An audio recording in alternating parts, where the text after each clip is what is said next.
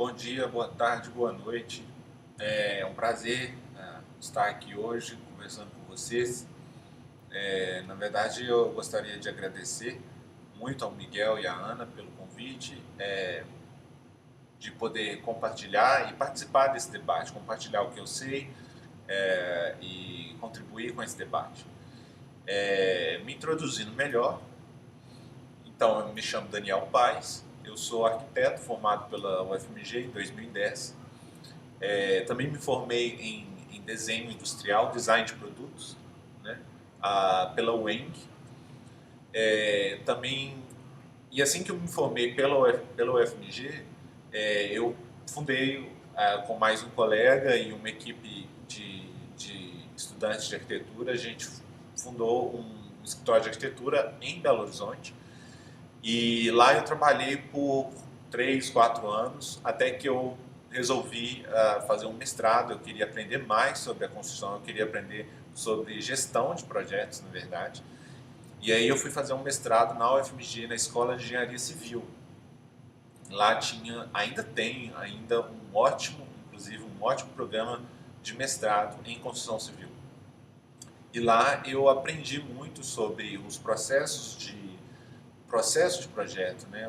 Não apenas eu como arquiteto, a nossa ali, contribuição no início do projeto, que é o design, e talvez até, e que vai diminuindo ao longo, né? A gente vai para a obra e tal, mas eu consegui compreender, né, o processo de construção, da construção de um edifício, de um espaço, de uma forma mais ampla. E ali eu tive o primeiro contato com as tecnologias da informação, né? Eu já trabalhava há muitos anos com ferramentas de modelagem da informação, tipo o BIM, mas eu não conseguia entender assim, muito o processo da construção. Lá eu tive acesso, tive contato com essas mais profundo com essas tecnologias, com os princípios, os conceitos da tecnologia da informação na construção.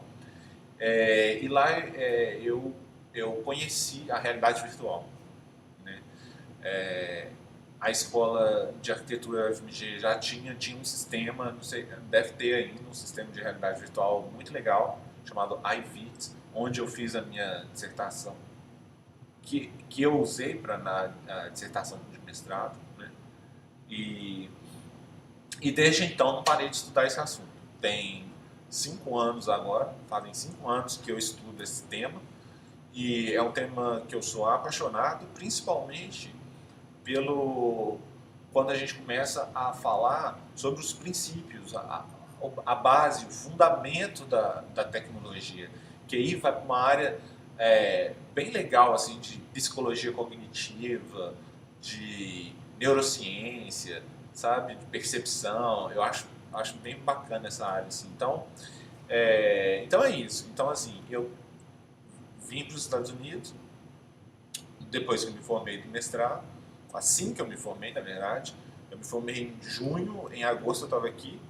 Eu apliquei pro programa de doutorado aqui e fui aprovado. É um processo bem, não é simples, mas valeu a pena. Então eu estou aqui há 3 anos agora, fazendo meu doutorado nesse laboratório que vocês podem ver aqui, um laboratório chamado Connect Tech Lab. Eu vou mostrar o endereço do site, se vocês quiserem entrar e tal, conhecer o que a gente faz aqui. Mas basicamente o que a gente faz são pesquisas com vários tipos de tecnologia da informação, assim, desde, né, aplicações de software até mesmo robótica, assim. Então a gente usa, por exemplo, drones, né, e o nome certo é UAS, ou veículos, sistemas aéreos não tripulados, né? Tentando traduzir aqui. Então, a gente usa esse tipo de coisa, esse tipo de capacete também, que é para visualização em primeira pessoa, do que o drone filma, né? Então, a gente usa, aqui eu tenho o que eu mais uso, na verdade, né? Que é o Oculus Rift, que é para realidade virtual, né? Então, a gente tal, veste ele e faz os experimentos. Ah, a gente também tem equipamento de realidade aumentada, a gente tem, enfim, uma série de recursos aqui para desenvolver pesquisa mesmo nessa área. Então, então é isso. Então, eu estou aqui há 3 anos e hoje eu vou falar um pouco da realidade virtual, especificamente, que é um tipo de representação, nada mais do que um tipo de representação que a gente acha, essa é a minha hipótese, e aí já entra no meu trabalho de doutorado, que eu acho, e eu estou tentando mostrar, estou tentando medir mesmo, mensurar em números, que se ela é ou não mais eficiente do que uma representação ah, bidimensional ou mesmo uma representação tridimensional, só que não imersiva, né?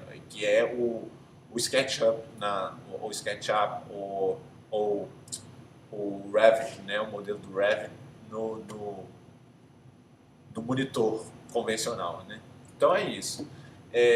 Hoje eu vou falar um pouco assim, um pouco dos fundamentos, dos princípios da realidade virtual, que é um negócio que é importante a gente entender antes de falar sobre equipamentos e tal. E depois eu vou falar um pouco da minha pesquisa mais especificamente, mas eu vou falar bem rapidinho. E é isso, gente. Meu e-mail vai estar no início, no final da apresentação. Qualquer dúvida, a qualquer hora, vocês podem me mandar um e-mail e eu vou, com prazer, responder o mais rápido possível. E é isso. Espero que vocês gostem e tenho certeza que vai ser que é uma oportunidade muito legal para a gente discutir esse tema tão valioso para a gente, né? Então tá, então vamos lá, vamos começar com a apresentação com os slides aqui. Eu vou botar aqui e vocês vão me acompanhando, beleza? Então tá. Então, gente, então um pouco mais sobre mim. Eu sou estudante de doutorado aqui na Georgia Tech, estou no 3º ano, né? Planejo terminar em 4. A nossa escola se chama Escola de Construção Civil, ou School of Building Construction, e ela é uma das 5 escolas, eu acho, dentro da College of Architecture, que é a college, esse agrupamento de escolas relacionadas. Então a gente tem a escola de arquitetura propriamente dita, nós temos a escola de construção civil, que é a minha, nós temos a escola de planejamento regional, escola de design, industrial design, desenho industrial, né? O nosso laboratório se chama Connect Tech Lab e esse é o endereço do site, se vocês quiserem dar uma olhada, e esse, por último, é o meu e-mail, se vocês quiserem me mandar alguma pergunta sobre qualquer coisa. E hoje eu vou falar sobre realidade virtual. Como eu disse, uma tecnologia que eu tenho estudado há 5 anos já. E como eu disse, eu gosto sempre de falar sobre os princípios, os fundamentos dessa tecnologia, as definições de realidade virtual, né? O que é realidade virtual. E depois eu falo sobre aplicações e sobre a minha pesquisa com essa tecnologia, né? Então, a primeira coisa que a gente fala sobre uma tecnologia da informação, em qualquer contexto, é importante que a gente estude e a gente tenha familiaridade com conceitos de outras áreas do conhecimento. Por exemplo, sobre a área do design, né, a parte do processo de concepção e como que arquitetos e designers, como eles pensam o projeto, né, como concebem mesmo o projeto.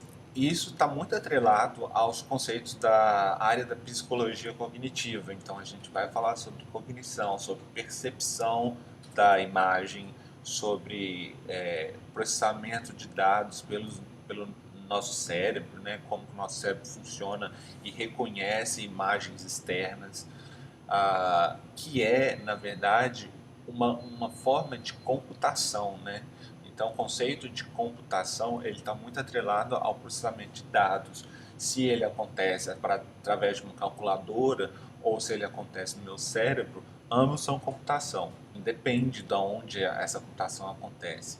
E informação também, que é a área da ciência da informação. A UFMG tem um curso muito bacana, um curso de graduação e pós-graduação em ciência da informação. Eu tive a oportunidade de fazer 2 disciplinas lá e foram assim, abriram minha mente muito para... Porque se a gente vai falar sobre tecnologia da informação, a gente tem que entender o que é informação. E lá eu aprendi, que é o que vai servir muito para essa conversa hoje, é que informação ela tem que ser tratada como algo, como uma coisa, como algo que você pode manusear, sabe? Que você pode produzir, você pode guardar, você pode recuperar, você pode distribuir, compartilhar. Então é uma coisa que está sujeita a um processo de gerenciamento. Então existem sistemas de informação, que são sistemas que vão gerenciar todo esse conteúdo. Uma parte muito importante do processo de projeto na construção civil é a visualização.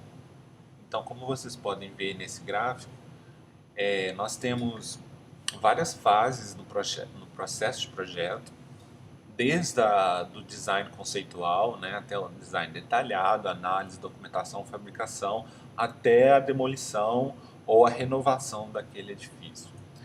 Em todas essas fases, e principalmente hoje em dia usando as ferramentas de BIM, visualização da informação tridimensional, ela é uma coisa muito importante. Se faz muito importante o entendimento da representação do edifício por todos os agentes envolvidos no processo de projeto, para que em todas as fases todo mundo venha a entender o assunto.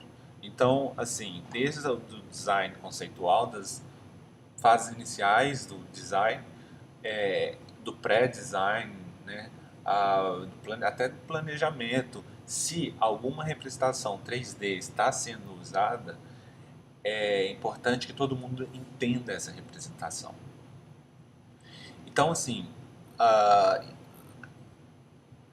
representação dessa informação, então nós estamos falando de o que é a informação no contexto da construção civil, né? É a informação sobre o edifício.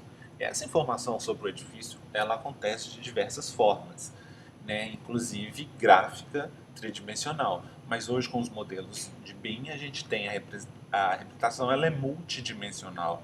Então nós não temos apenas o 3D, mas a gente tem atributos, parâmetros, né? Tabelas de custo, de planejamentos de custos e, enfim, nós temos uma variedade de informações dentro do modelo 3D, dentro do modelo BIM, né, do arquivo. E assim, hoje em dia a gente tem então uma diversidade de profissionais. Nós temos arquitetos, engenheiros civis, engenheiros estruturais, calculistas, nós temos o próprio cliente, então várias pessoas de diferentes domínios, de diferentes disciplinas trabalhando todas no mesmo projeto, no mesmo edifício. E cada uma delas vai usar um certo software, uma certa aplicação BIM, geralmente, nem sempre. Mas, então, hoje a gente tem esse formato, né, o IFC, que é um formato que tenta integrar todas essas aplicações de forma que elas sejam interoperáveis, ou seja, de forma que a informação entre elas, se eu transfiro informação de um software para outro, a informação não se perde, ou com mínima perda de informação. Então, a representação dessa informação é uma coisa crucial.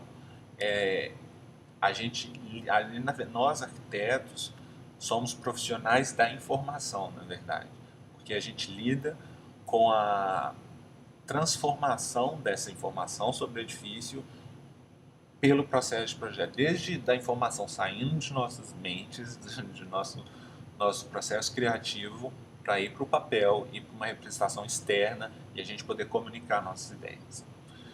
O que acontece, o que tem acontecido hoje em dia é que essa informação do edifício, o modelo BIM e todos os outros modelos envolvidos no processo, a informação ela é representada de uma forma que os computadores entendem ela. Então, ela é representada de um jeito que os computadores podem ler, compartilhar essa informação, entender essa informação, processá-la e compartilhar ela, né, entre si, entre diferentes sistemas de informação.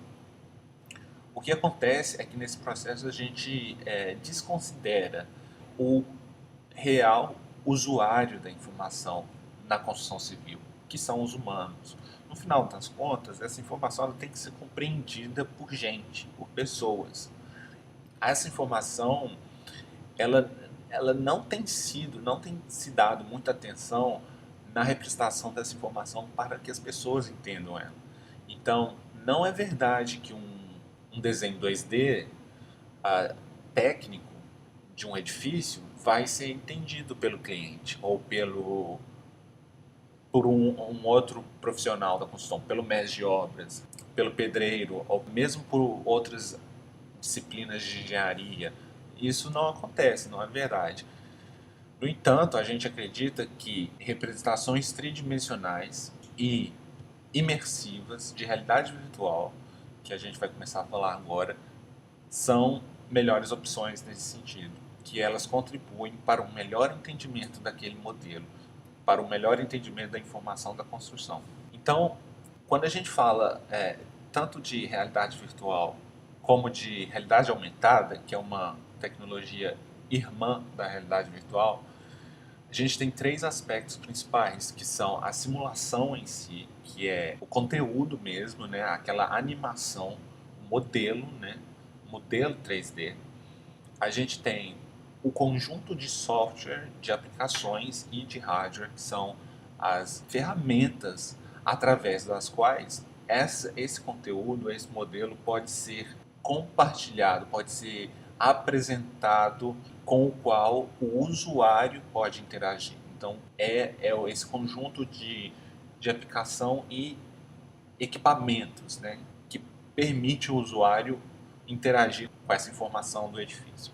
E aí, é muito importante a gente entender no processo de projeto, no processo de design, né, do edifício, como que uma representação externa ela é entendida por nós, né, pelo ser humano.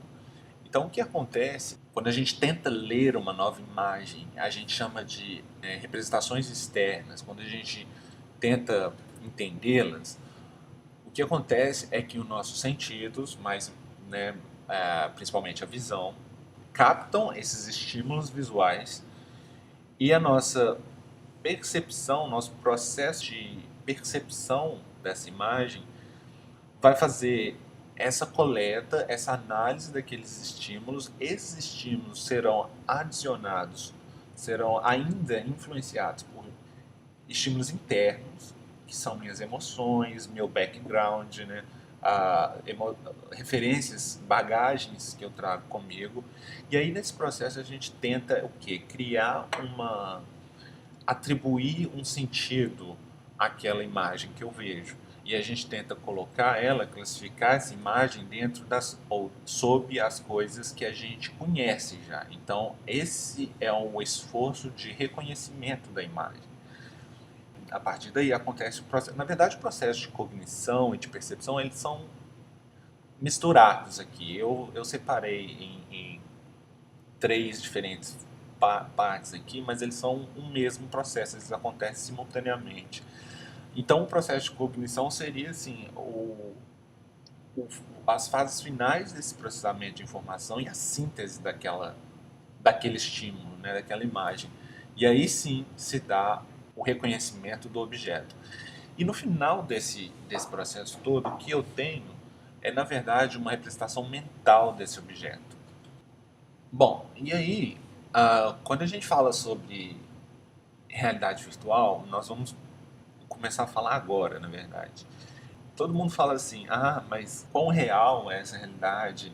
O modelo do Revit ou do ArchiCAD, o modelo 3D do SketchUp, ele é mais ou menos real do que o modelo renderizado, né, no 3D Max é mais real do que um modelo não renderizado? a questão é, a resposta, na verdade, é o seguinte: o que torna uma realidade virtual, uma experiência de realidade virtual mais ou menos realística ou real, é o poder dela de me oferecer uma representação mental próxima à representação mental, ao modelo mental que eu teria se eu estivesse num ambiente de verdade. Ou seja, quando eu estou num ambiente de verdade, eu crio para mim uma representação mental daquela, vamos supor, daquela sala de aula. Você está dentro de uma sala de aula. Então, na verdade, o que você vê é uma representação mental daquilo. Aliás, você vê a sala, mas o que seu cérebro entende é uma representação mental daquilo. Enfim, nós vamos entrar nessa discussão se a gente tiver tempo, mas é muito interessante.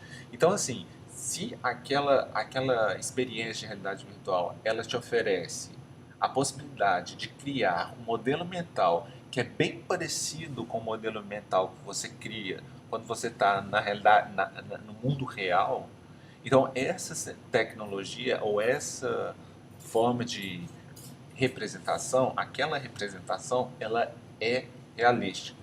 Isso é o que diz se uma simulação ela é ou não realística.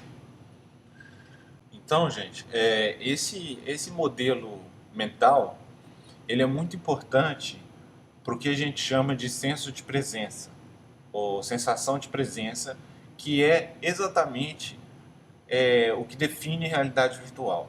Então, toda experiência de realidade virtual, ela é um resultado de uma sensação de presença em um outro local, em um outro ambiente.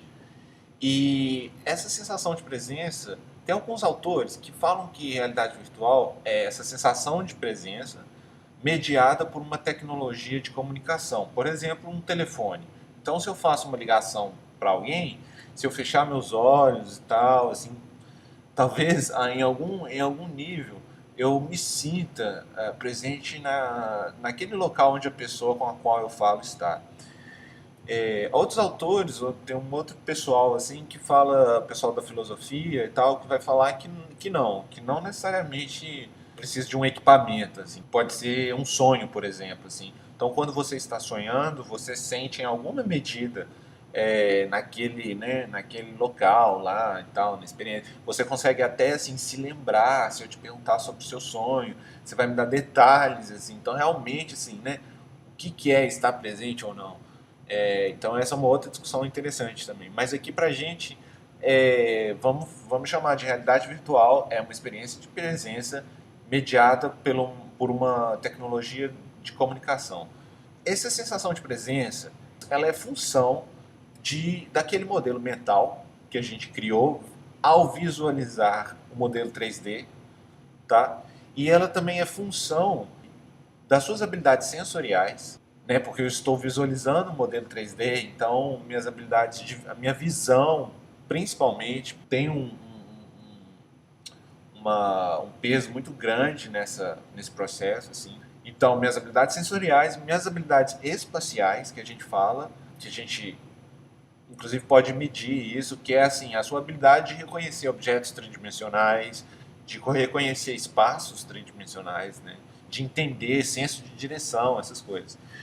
E também vai depender de alguns aspectos da representação em si, tá? Então, de alguns aspectos daquele modelo tridimensional, daquele modelo 3D, tá? Ou de alguns aspectos daquela fotografia, independente assim, daquela imagem, independente do tipo de representação externa. Então, é uma série de fatores, assim, não necessariamente adicionando luz e sombra, ou texturas, ou efeito de vento, sabe? Efeitos. Não necessariamente isso vai dar assim, realismo à sua imagem, assim, ou realismo à experiência de realidade virtual, sabe?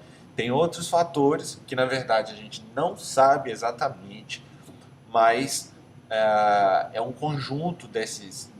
Se você, por exemplo, oferecer uma, forma, uma forma diferente é, de percepção daquele modelo virtual, por exemplo, se ele tiver, se você conseguir,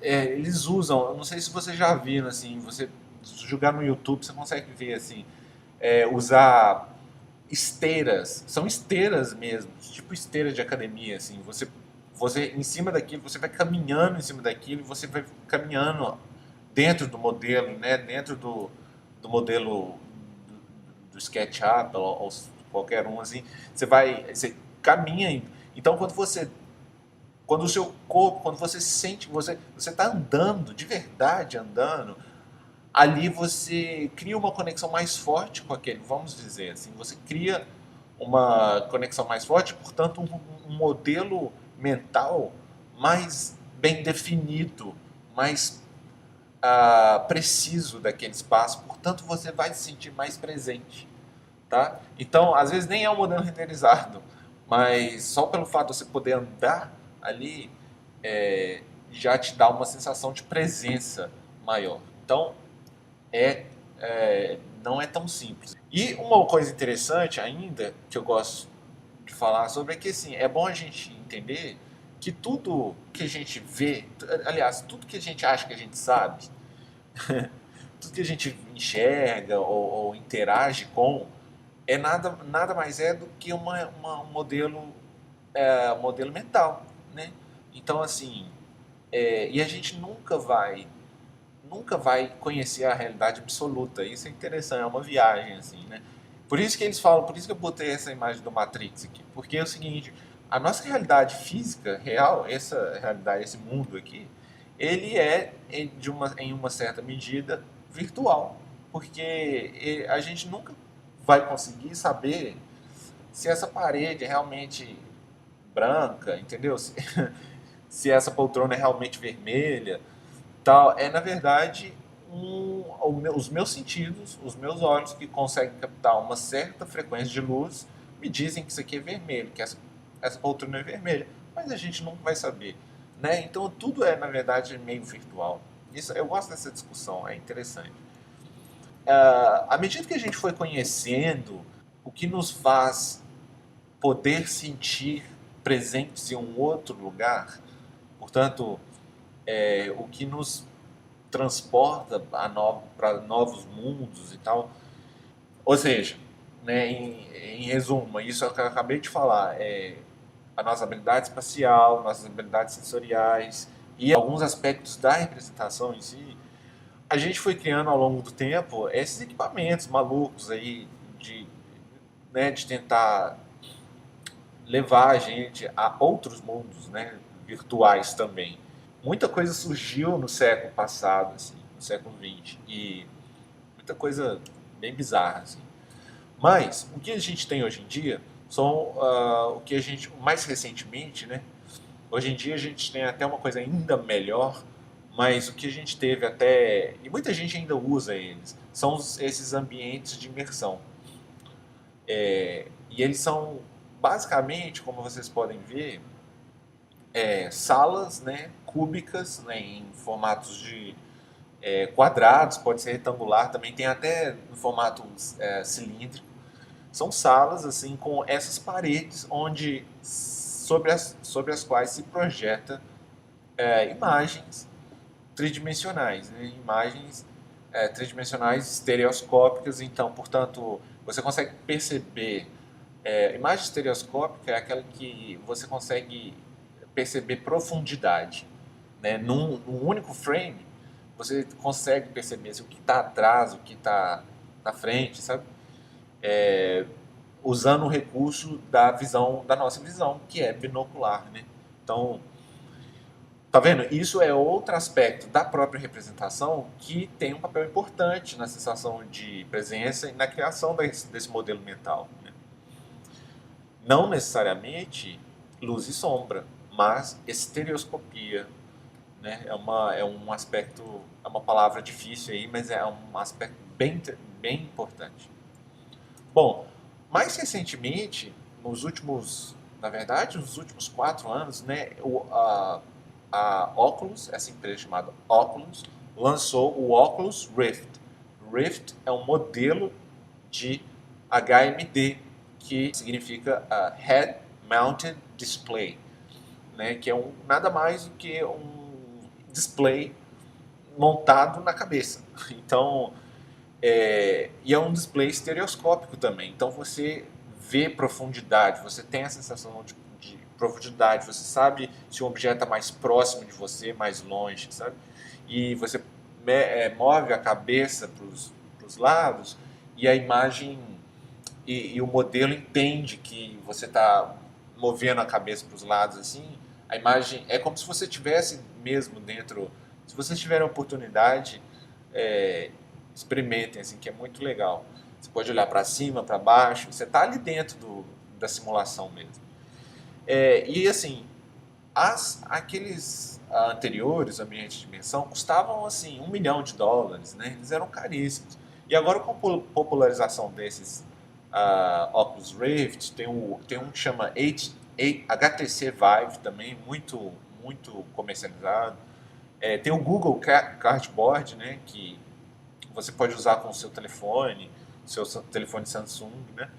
Então, assim, se tornou muito popular, sabe? E tá todo mundo usando, assim, fazendo pesquisa, usando nas empresas. Muitos, infinitos escritórios de arquitetura já estão usando para mostrar os modelos para os clientes, né? Então, eu acho que pegou, assim, de vez a realidade virtual é uma coisa que pegou, assim. Já se tentou popularizá-la, mas nunca tinham conseguido, assim. E só, assim, uma curiosidade, a empresa Oculus, ela foi fundada em 2014, 2014, com aqueles sites, assim, de crowdfunding, e aí eles conseguiram, acho que foi $200 mil na época, assim, aí fundaram a empresa. Sim, foi $200 mil. E aí, em 2016, 2 anos depois, ela foi vendida pro Facebook.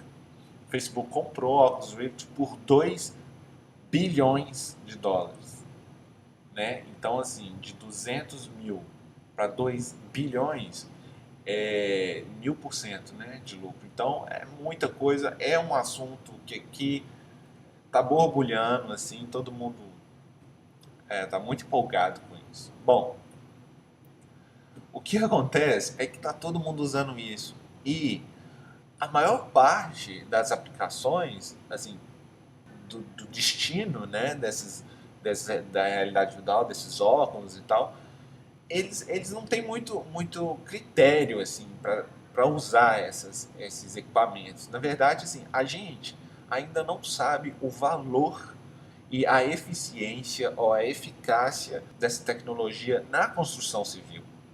Então tá muitos, igual eu falei, muitos escritórios de arquitetura usando, tem muita construtora também substituindo aqueles apartamentos modelos, né, por um modelo de realidade virtual com o Oculus Rift. Mas o que acontece? Eu acho que isso funciona enquanto é uma ferramenta nova, enquanto é envolvente, é divertido utilizar.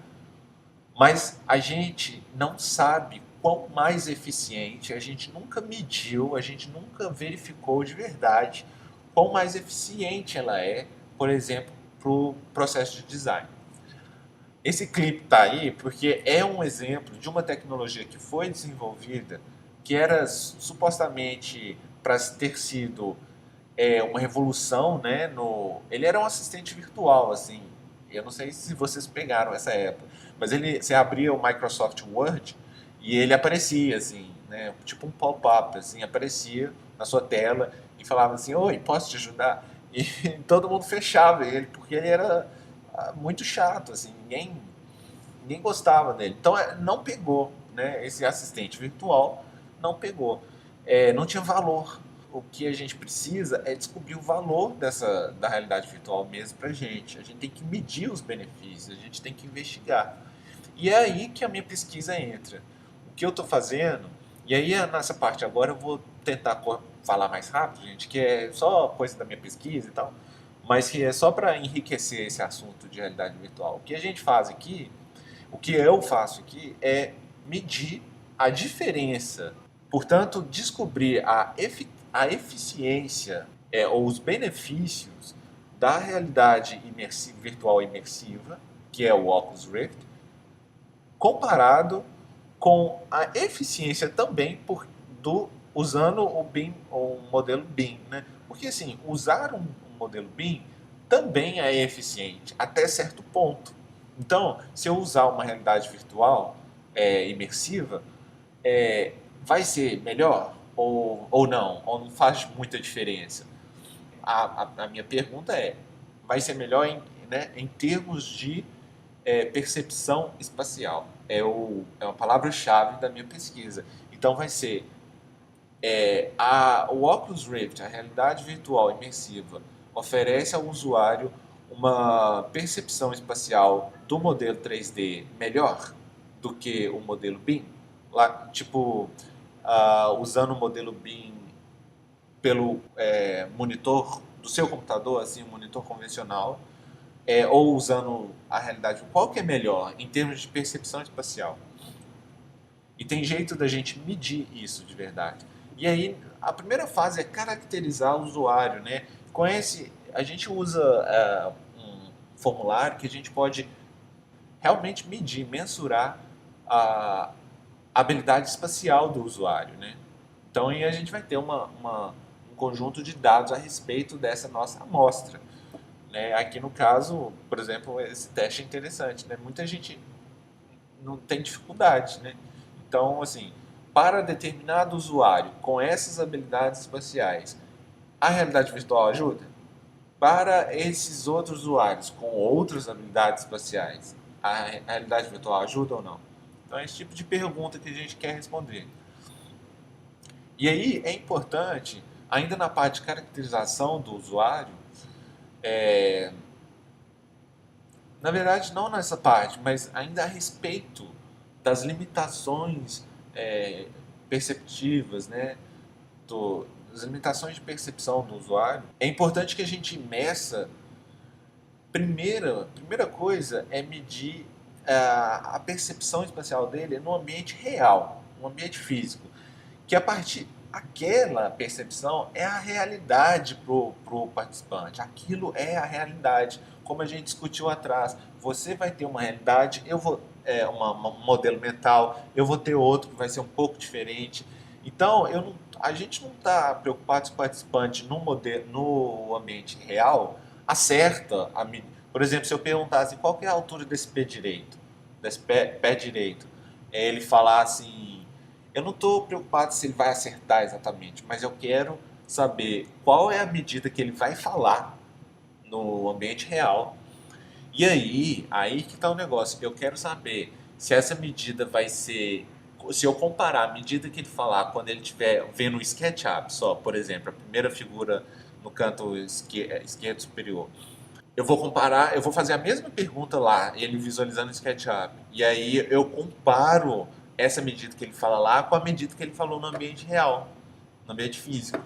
E aí sim, eu vou fazer isso também para o Oculus Rift, que é a realidade imersiva. E aí sim eu consigo comparar em termos de percepção espacial qual das duas me deu uma percepção que é mais próxima da percepção real, da percepção no ambiente real. Então, assim, é simples assim, né? Mas depois, claro que a coleta de dados é um pouco mais complexa e tal, e a análise dos dados também. Mas é importante, em resumo, é isso mesmo. E aí é isso, aí a gente compara o BIM, modelo, assim, essa performance do usuário utilizando o modelo BIM com a performance do usuário utilizando a realidade virtual imersiva, o Oculus Rift. Depois a gente faz uma análise de dados com estatística inferencial, que é para determinar se essa diferença é realmente real, né? Se realmente existe uma diferença, ou se isso é devido ao acaso, né? Ou foi sorte que por sorte a gente encontrou essa diferença. Não, aí a gente tem que testar com análise estatística. Então, esse é o penúltimo slide, pessoal. Já estou quase acabando. Esse é o pressuposto, né? A gente faz esse trabalho todo partindo-se do princípio de que, né, esse é o nosso axioma, essas são as nossas verdades, partindo-se do princípio de que uma representação melhor, né, no caso, se a gente achar que a realidade virtual imersiva ela é de fato mais eficiente, ela vai potencialmente contribuir para uma comunicação melhor, então para uma colaboração, porque na medida que as pessoas conversam melhor, né, que a comunicação é mais eficiente, eu consigo de fato trocar experiências, interagir e integrar o meu trabalho com o do meu colega. E aí eu vou ter finalmente melhores projetos, né? Melhor um ambiente construído, né? De mais qualidade. Né? Aquela pesquisa que eu acabei de mostrar as fotos, ela na verdade foi realizada no Brasil, gente, há 3 anos atrás, não, 4 anos atrás. Foi na verdade, minha dissertação de mestrado.